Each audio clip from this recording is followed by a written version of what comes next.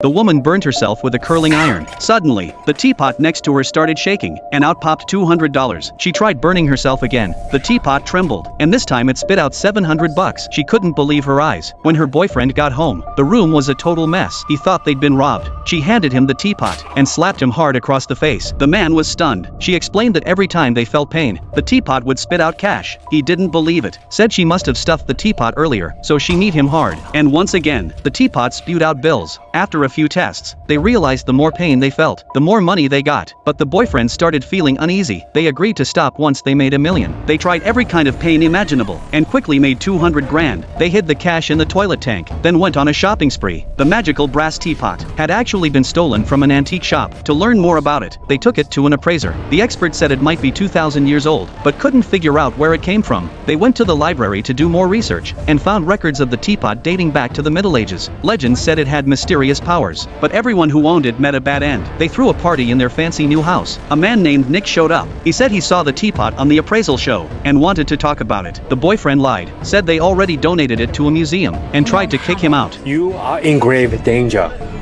You must listen to me before it is too late. Leave us alone and get off of our property! But the woman shut the door on Nick. She didn't take his warning seriously. Things got worse. The teapot started producing less and less money. To make more, they had to hurt themselves even more. At a bar, the boyfriend chugged 2 shots, carried the teapot in his backpack, and picked a fight with a huge guy throwing darts. When the guy turned around, he panicked and slapped him. What followed was a brutal beating. The teapot in the bag kept counting money. His face was completely swollen. Nick came back again. He warned them they were addicted, and the teapot would eventually destroy them. Nick explained the teapot had a 2,000-year history. Many famous people had once owned it, and if it fell into the wrong hands, it could bring disaster to the world. The teapot vanished from a Nazi camp in 1945, and hadn't been seen since. What do you suggest we do?